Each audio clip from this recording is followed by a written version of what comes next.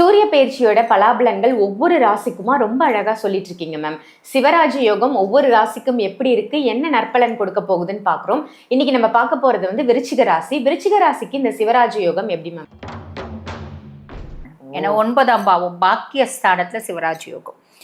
பொதுவாக பார்த்தீங்கன்னா இவங்க விருச்சிக ராசி அன்பர்களோட ராசி அதிபன் செவ்வாய் பகவானுக்கு சூரியன் நட்பு. அப்ப நட்பு கிரகம் பாக்கியஸ்தானத்துல பார்த்தீங்கன்னா அமர்றாங்க.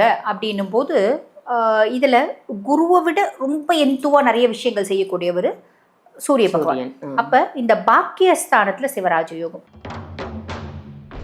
நினைக்கிறதுதான் பிரச்சனை. ஆமா, நினைக்கிறதுதான் பிரச்சனை. ஆனா நாங்க நினைச்சிட்டோம் அப்படின்னா எங்களுக்கு டஃப் கொடுக்க யாரும் பிறந்து வரணும்ப்பா, யாருமே இது வரைக்கும் இல்லை அப்படின்றதுதான் விருச்சிகம். அப்ப விருச்சிகத்தை பொறுத்த வரைக்கும் அவங்களோட வாழ்க்கை என்ன, வாழ்க்கையினோட குறிக்கோள் என்ன, அது ரொம்ப தெளிவா புரிஞ்சுக்கணும் அப்படின்னு சொல்லலாம்.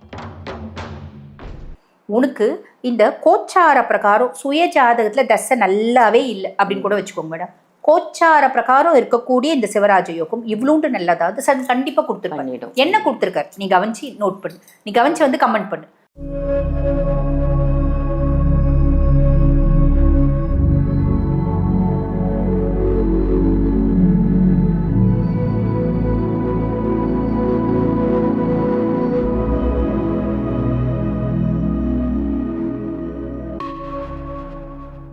ஜோதிடம் கற்க ஆசையா? உங்களுக்கு ஜோசியம் கற்றுக்கணும் அப்படின்னு ஆசை இருக்கா?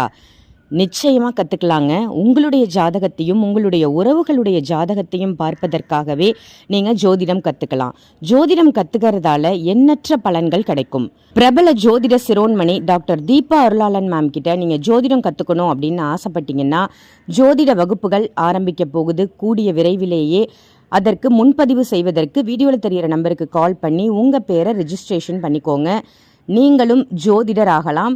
ஜோதிடம் கற்றுக்கிட்டு உங்களுக்கும் உங்கள் உறவுகளுக்கும் நீங்கள் ஜோதிடம் ரொம்ப ஈஸியாக பார்த்துக்கலாம். ஆன்மீக பரிகார நேயர்கள் அனைவருக்கும் அன்பான வணக்கங்கள். இன்னைக்கு நம்ம யாரை சந்திக்க வந்திருக்கோம், என்ன தெரிஞ்சுக்க வந்திருக்கோம் அப்படின்னு பார்த்தீங்கன்னா அஸ்ட்ராலஜர் டாக்டர் தீபா அருளாளன் மேடம் தான் சந்திக்க வந்திருக்கோம். ஒரு அற்புதமான பயிற்சி ஜூலை மந்த் நடக்க இருக்கு. அதுதாங்க சூரிய பயிற்சி. சூரிய பகவானோட பயிற்சியை பத்தியும் ஒவ்வொரு ராசிக்குமான பலாபலன்களை பத்தியும் தான் இன்னைக்கு நமக்கு தீபா அருளாளன் மேடம் சொல்ல வந்திருக்காங்க. முழு பதிவையும் பாருங்க. வணக்கம் மேம். வணக்கம் மேம், எப்படி இருக்கீங்க? நல்லா இருக்கேன் மேம், நீங்க நல்லா இருக்கீங்க? நல்லா இருக்கேன். சொல்லுங்க மேம், இந்த சூரிய பயிற்சி அப்படின்றது என்ன? சூரிய பயிற்சியால என்னென்ன ராசிகளுக்கு என்னென்ன மாதிரியான மாற்றங்கள் நடக்க போகுது? பொதுவாக பார்த்தீங்கன்னா மேடம், சூரியன் ஒவ்வொரு ராசியிலையும் ஒரு மாதம் சஞ்சாரம் பண்ணுவார். மாதம் சூரிய பயிற்சி அப்படின்றது வரும். அந்த விதத்தில் இப்போ பார்த்தீங்கன்னா ஜூலை 16, 2026 வியாழக்கிழமை சூரிய பகவான் கடகத்தில் பார்த்தீங்கன்னா பயிற்சியாகி அங்கேயே சஞ்சாரம் பண்ண போகிறார். ஆல்ரெடி கடகத்தில் உச்சம் பெற்று குரு இருக்கார் இல்லைங்களா? அப்போ ஜூலை 16 சூரியன் கடக ராசியில் பிரவேசிக்கும் காலம். இது பார்த்தீங்கன்னா ஆடி மாதம் அப்படின்னு சொல்கிறோம். ஆடி மாதம் எவ்வளோ பார்த்தீங்கன்னா ஒரு ஆஸ்பீஷியஸான மாதம் அப்படின்றது தெரியும். அம்பிகை அப்படின்னாலே ஆடி தான், முருகன் அப்படின்னாலே ஆடி தான். அந்த மாதிரி எத்தனையோ விசேஷமான பூஜைகளும் விரதங்களும் ஆடி மாதத்தில் இருக்குது. அப்படிப்பட்ட ஆடி மாதத்தில் பார்த்தீங்கன்னா இப்போ இன்னொரு ஸ்பெஷல் என்ன அப்படின்னா உச்சம் பெற்ற குருவோடு சூரியன் போய் அமர்றது அப்படின்றது. இந்த வருஷம் அது ஒரு ஸ்பெஷல். சூரியனும் குருவும் இணைவு அப்படின்றது என்ன சொல்லுவாங்க அப்படின்னா சிவராஜ யோகம், குரு ஆதித்ய யோகம் அப்படின்னு சொல்லுவாங்க. இந்த பொதுவாக சிவராஜ யோகத்தினால என்ன மாதிரி நற்பலன்கள் வரும் அப்படின்னா அரசு சார்ந்த யோகங்கள் அப்படின்றது வந்துடும். இப்போ எனக்கு அரசு சார்ந்த யோகங்கள் வருமா, உங்களுக்கு அரசு சார்ந்த யோகங்கள் வருமா? அது சார்ந்த தொழில் செய்கிறவங்களுக்கு அரசு சார்ந்த ஒரு யோகங்கள், அனுகூலமான பலன்கள் அப்படின்றதுலாம் வரும் மேடம். அதே மாதிரி பார்த்தீங்கன்னா இவங்களோட அறிவுத்திறன் அப்படின்றது மேலோங்கும். பொதுவாக ஒரு ஜாதகத்தில் குரு ஆதித்ய யோகம் இருக்குது அப்படின்னா கூட அந்த ஜாதகரோட அறிவாற்றல் அப்படின்றது பன்மடங்காக இருக்கும். இது ஒரு ப்ளஸ் அப்படின்னு சொல்லலாம். அதே மாதிரி சமூகத்தில் அவங்களுக்குன்னு ஒரு அந்தஸ்து, மரியாதை, மதிப்பு, கௌரவம் இது எல்லாமே இருக்கும். அப்போ ஆன்மீகம் சம்பந்தப்பட்ட நாட்டம் அப்படின்றதுக்கும் இந்த மாதிரி நிறைய பார்த்தீங்கன்னா நிறைய ராசிகளுக்கு இந்த சிவராஜ யோகம் குரு ஆதித்ய யோகம் கொடுக்க தான் போகுது, மாற்று கருத்தே கிடையாது. அதுக்கும் மேலே பொதுவாக இந்த சிவராஜ யோகம் அப்படின்றது தரம் இருக்கா அப்படின்னா இருக்குதான் மேடம். எப்படி அப்படின்னா பொதுவாக இந்த மறைவு ஸ்தானங்கள்ல 6, 8, 12 இந்த மாதிரி பாவங்களில் குருவும் நம்மளுக்கு வந்து பார்த்தீங்கன்னா சூரியனும் இணைவு அப்படின்றது அந்த யோகத்தினுடைய பலன்களை கம்மியாக கொடுக்கும், குறைக்கும் அப்படின்னு சொல்ல. ஆனால் அந்த யோகத்தினுடைய இம்பாக்ட் இருக்கும். அப்போ ரொம்ப எளிமையாக சொல்லணும் அப்படின்னா இந்த குரு ஆதித்ய யோகம், சிவராஜ யோகம் எல்லா ராசிகளுக்கும் ஏதோ ஒரு ஒன்று இவ்வளோண்டு நல்ல பலன், இல்லை இவ்வளோ நல்ல பலன் அப்படின்றது கொடுக்க தான் போகுது. Super ma'am. இந்த சூரிய பயிற்சியில ஒரு அற்புதமான யோகம் எல்லா ராசிக்கும் கிடைக்க போகுது அப்படின்னு சொல்லியிருக்கீங்க. இப்ப நம்ம வந்து ஒவ்வொரு ராசிக்குமா அந்த யோகம் வந்து நீங்க சொன்ன மாதிரி இவ்வளவா இல்ல இவ்வளோ கொடுக்க போகுதா அப்படின்றத பார்த்துடலாம் மேம். சூரிய பயிற்சியோட பலாபலன்கள் ஒவ்வொரு ராசிக்குமா ரொம்ப அழகா சொல்லிட்டு இருக்கீங்க மேம். சிவராஜ யோகம் ஒவ்வொரு ராசிக்கும் எப்படி இருக்கு, என்ன நற்பலன் கொடுக்க போகுதுன்னு பாக்குறோம். இன்னைக்கு நம்ம பார்க்க போறது வந்து விருச்சிக ராசி. விருச்சிக ராசிக்கு இந்த சிவராஜ யோகம் எப்படி மேம் இருக்கு? எக்ஸலண்டா இருக்கு மேடம். ஏன்னா 9ஆம் பாவம் பாக்கியஸ்தானத்துல சிவராஜ் யோகம். பொதுவாக வந்து பார்த்தீங்கன்னா இவங்க விருச்சிக ராசி அன்பர்களோட ராசி அதிபன் செவ்வாய் பகவானுக்கு சூரியன் நட்பு. அப்ப நட்பு கிரகம் பாக்கியஸ்தானத்துல வந்து பார்த்தீங்கன்னா அமர்றாங்க.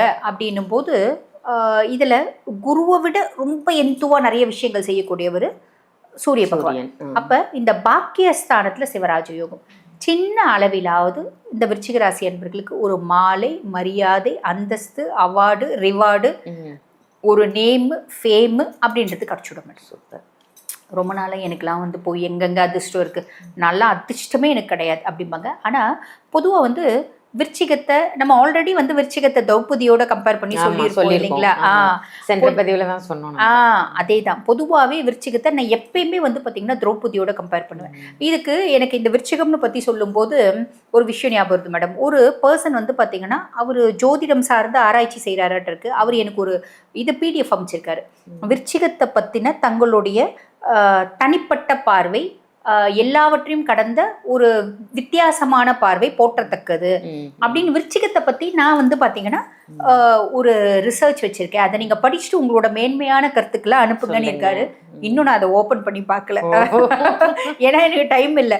ஆனா நான் அதை படிச்சுட்டு அவர் என்ன வந்து விருச்சிகத்தை பத்தி அவரோட வந்து பார்வை அப்படின்றத நம்ம ஆமா அவர் அதை வந்து ரிசர்ச் பண்றாராட்டு இருக்கு. அது எனக்கு சொல்லியிருக்காரு. அதை நம்ம இன்னொரு பதிவுல சொல்லலாம். பொதுவாக விருச்சிகம் வந்து பார்த்தீங்கன்னா மேடம் எல்லாரும் விருச்சிகத்தை காலபுருஷனுக்கு 8ஆம் பாவம் அப்படின்னு டம்ப் பண்ணி வைக்கிறாங்க. ஆனால் காலபுருஷனுக்கு 8ஆம் பாவமாக இருந்தால் என்ன, நீ நினைக்கிற அப்படின்னா சாதிக்கிறது அப்படின்றது ரொம்ப ஜாஸ்தி உண்டு விருச்சிகத்துக்கு. நினைக்கணும், நாங்கள் நினைக்க மாட்டோம்.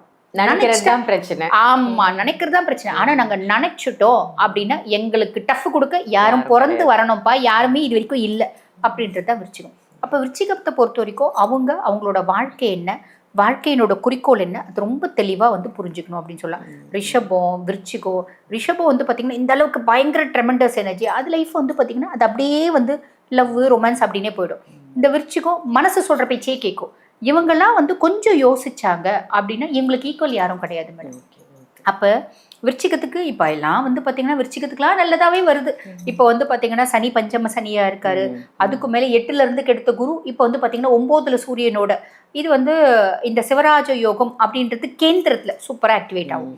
அப்போ நம்ம முதலே சொன்ன மாதிரி மதிப்பு, மரியாதை அப்படின்றது உயரும் மேடம். அதே மாதிரி இது வரைக்கும் அப்பானோட சப்போர்ட் சுத்தமாக கிடையாதுங்க. இப்போ அப்பா வந்து பார்த்தீங்கன்னா பக்கத்தில் ஒரு பெரிய தூணா நிற்பார் இவங்களோட முன்னேற்றத்துக்கு அப்படின்லாம், பெரிய ஏனியா நிற்பார். அவரை பிடிச்சிட்டு இந்த பிள்ளைங்க முன்னேறலாம் அப்படின்லாம். இவ்வளோ நாள் என்ன கழுவி ஊற்றிந்ததே எங்கள் அப்பா தாங்க, என்னங்க நீங்கள் எப்படி சொல்கிறீங்க அப்படின்னாலும் பொதுவாக வந்து பார்த்தீங்கன்னா அப்படி அவர் கழுவி ஊற்றி இருந்தாலும் அதில் வந்து பார்த்தீங்கன்னா இந்த காலகட்டத்தில் இந்த ஒரு மாதம் அதில் அப்படியே மாற்றம் அப்படின்றது ஏற்படும், முன்னேற்றம் அப்படின்றது ஏற்படும். அவர் ஃபீல் பண்ண ஆரம்பிப்பார், நம்ம பிள்ளைய எப்படியாவது கரையேற்றிடணும். நம்ம ஃப்ரெண்டு பையன் பாரு நல்லா வந்து படித்து பெரிய ஆள் ஆகிட்டான். இத்தனைக்கும் வந்து பார்த்தீங்கன்னா அவனும் நிறைய தப்பு தண்டை செஞ்சா, நிறைய பசங்கன்னா வயசுல சில விஷயம் செய்ய தான் செய்வாங்க. அவன் வந்து பார்த்தீங்கன்னா அதை மன்னிச்சிட்டான். ஆனால் நான் அதையே பிடிச்சி வச்சு என் பையன் வாழ்க்கையை கெடுத்துருந்தேன் அப்படின்னு அவங்க அப்பா யோசிக்கக்கூடிய காலகட்டம் அப்படின்லாம். ஆக மொத்தம் விருச்சிகம் ரொம்ப நல்லா இருக்கு மேடம். அதுக்கும் மேலே லார்ட் ஆஃப் 10 சூரியனை பொறுத்த வரைக்கும் லார்ட் ஆஃப் 10 9ஆம் பாவத்தில் வந்து உட்கார்றாரு அப்படின்ற பட்சத்தில் நான் நல்லா படிச்சிருக்கேன், எனக்கு நல்ல வேலையே கிடைக்கல, சூப்பரான வேலை கிடைச்சிடும். நான் யூஜி முடிச்சிட்டேன், நான் பிஜிக்காக ரொம்ப நாளாக எக்ஸாம்ஸ் எழுதிட்டு இருக்கேன். ஃபாரின் போகிறதுக்கு இந்த எக்ஸாம்ஸ்லாம் எழுதுறாங்க பார்த்தீங்களா மேடம், FMG எக்ஸாம்ஸ்லாம், இதெல்லாம் எழுதிட்டே இருக்கேன், எனக்கு கிடைக்கவே இல்லை. இந்த காலகட்டம் கிடச்சிடும். நான் ஹையர் எஜுகேஷனுக்காக ரொம்ப நாளாக பிளான் பண்ணேன். நான் இன்னும் படிக்கிறதுல நல்லா தான் படிக்கிறேன். எங்கள் வீட்டில் காசு இல்லை என்னை வந்து படிக்க வைக்கிறதுக்கு. ஏதோ ஒரு விதத்தில் ஒரு குட் லக்கு, ஃபார்ச்சூனு, அதிர்ஷ்டம், மேன்மை, முன்னேற்றம் ஏதோ ஒன்று வரும். ஸோ நான் போய் சேர்ந்துருவேன். இப்படி எல்லா விதத்துலேயும் விருச்சிகத்துக்கு நல்லா தான் இருக்குது. இப்போ ஒரு சிலருக்கு இந்த மந்தில் பெருசாக நல்லது நடக்கலன்னு வச்சுக்கோங்களேன், எனக்கு ஒன்றுமே நல்லது நடக்கல அப்படிம்பாங்க. அப்படி கிடையாது. உனக்கு இந்த கோச்சார பிரகாரம் சுய ஜாதகத்தில் தசை நல்லாவே இல்லை அப்படின்னு கூட வச்சுக்கோங்க மேடம். கோச்சார பிரகாரம் இருக்கக்கூடிய இந்த சிவராஜ யோகம் இவ்வளோண்டு நல்லதாவது கண்டிப்பாக கொடுத்துருப்பாங்க. என்ன கொடுத்துருக்காரு நீ கவனிச்சு நோட் பண்ணு, நீ கவனிச்சு வந்து கமெண்ட் பண்ணு. சும்மாவே எனக்கு ஒன்றும் பெருசாக நல்லது நடக்கலையே அப்படின்னு சொல்லக்கூடாது. என்ன கொடுத்துருக்காங்க நம்ம யோசிக்கணும். நம்மளுக்கு இந்த மாசம் என்ன நடந்திருக்கு, நம்ம லைஃப்ல என்னென்ன மாதிரி ஏதோ ஒரு அதிர்ஷ்டம் வந்துருச்சு. ஆமா, ஏதோ ஒரு அதிர்ஷ்டம். பிளானட்ஸ் போய் சொல்லாது. இப்போ சிலர் ஜாதகம் கொண்டு வந்து கொடுப்பாங்க மேடம், என் புள்ள ரொம்ப தங்க புள்ளங்க, தங்க கம்பி வந்து பார்த்தீங்கன்னா என் புள்ள முன்னாடி நின்னா அது வந்து பித்தளை ஆயிடும், என் புள்ள அவ்வளோ தங்க கம்பி அப்படிம்பாங்க. அங்கே ஜாதகத்துல சொல்லும். ஆனால் ஜாதகத்துல சொல்லும் புள்ள வந்து பார்த்தீங்கன்னா தகரம், இது தங்க மாதிரி முலாம் பூசி அம்மா முன்னாடி நிற்கிது அப்படின்னு. அப்போ நான் சொல்லுவேன், இல்லைம்மா உன் புள்ள கெட ஆரம்பிச்சு ரொம்ப வருஷம் ஆகுது, அவன் ஒரு ரிலேஷன்ஷிப்பில் இருக்கான் மேம், என் புள்ள குனிஞ்ச தலை நிமிராது மேம் எல்லாம் சொல்லிட்டு போவோம். 6 மாதம் கழிச்சு மேம் கல்யாணம் பண்ணி வந்துட்டா மேம் அப்படின்னு. அந்த மாதிரிலாம் பிளானட்ஸ் வந்து எப்பயுமே போய் சொல்ல மாட்டாங்க மேடம். அது கோச்சார கிரகங்களாக இருந்தாலும் சரி, சுய ஜாதகத்தில் கிரகங்கள் தசைகள் புத்திகள் போய் சொல்கிறது இல்லை. என்ன நட்சத்திரம் சார வாங்குறா, என்ன நடக்குது அப்படின்றத தெளிவாக சொல்லுவாங்க. அப்போ இந்த கோச்சார பிரகாரம் இவ்வளோண்டாவது சாலிடாக நல்லது நடக்கும், மாற்றுக்கிறது. ரொம்ப அருமை மேம். இந்த விருச்சிகத்துக்கு பெயர் புகழ் பதவி அந்தஸ்து கூட கிடைக்கக்கூடிய காலகட்டமாக இருக்குது அப்படின்னு ரொம்ப அழகாக சொல்லியிருக்கீங்க. நன்றி மேம். நன்றி. இந்த பதிவு உங்க எல்லாருக்கும் பயனுள்ள பதிவா அமைஞ்சிருக்கும் அப்படின்னு நினைக்கிறேன். இதை மற்ற ராசி நேயர்களுக்கும் கண்டிப்பா ஷேர் பண்ணுங்க. உங்க வீட்டுல யாராவது கண்டிப்பா இந்த ராசியா இருப்பாங்க இல்லையா, அவங்களையும் இந்த பதிவை பார்க்க சொல்லுங்க. ஸோ இந்த ராஜ யோகத்தை பத்தி சூரிய பயிற்சி பத்தி அவங்களும் தெரிஞ்சுக்கிட்டும். அதே மாதிரி தீபா அருளாளன் மேடமை நீங்க நேர்ல சந்திக்கணும், அஸ்ட்ராலஜி ரீதியா சந்திக்கணும் அப்படின்னு நினைச்சீங்கன்னா, உங்களுடைய ஜாதகம் பார்க்கணும் அப்படின்னு நினைச்சாலும் வீடியோல தெரியிற நம்பருக்கு கால் பண்ணி அப்பாயின்மெண்ட் வாங்கி நேர்லயும் நீங்க கன்சல்டேஷன் எடுத்துக்கலாம். ஆன்லைன் கன்சல்டேஷனும் இருக்கு, அதையும் பயன்படுத்திக்கோங்க. ஜோதிடம் கற்க ஆசையா? உங்களுக்கு ஜோசியம் கற்றுக்கணும் அப்படின்னு ஆசை இருக்கா? நிச்சயமாக கற்றுக்கலாங்க. உங்களுடைய ஜாதகத்தையும் உங்களுடைய உறவுகளுடைய ஜாதகத்தையும் பார்ப்பதற்காகவே நீங்கள் ஜோதிடம் கற்றுக்கலாம். ஜோதிடம் கற்றுக்கிறதால எண்ணற்ற பலன்கள் கிடைக்கும். பிரபல ஜோதிட சிரோன்மணி டாக்டர் தீபா அருளாளன் மேம் கிட்ட நீங்கள் ஜோதிடம் கற்றுக்கணும் அப்படின்னு ஆசைப்பட்டீங்கன்னா, ஜோதிட வகுப்புகள் ஆரம்பிக்க போகுது கூடிய விரைவிலேயே. அதற்கு முன்பதிவு செய்வதற்கு வீடியோவில் தெரிகிற நம்பருக்கு கால் பண்ணி உங்கள் பேரை ரெஜிஸ்ட்ரேஷன் பண்ணிக்கோங்க. நீங்களும் ஜோதிடர் ஆகலாம். ஜோதிடம் கற்றுக்கிட்டு உங்களுக்கும் உங்கள் உறவுகளுக்கும் நீங்கள் ஜோதிடம் ரொம்ப ஈஸியாக பார்த்துக்கலாம். இதே மாதிரி வேற ஒரு நல்ல பதிவில் உங்கள் எல்லாரையும் சந்திக்கின்றேன். நன்றி, வணக்கம்.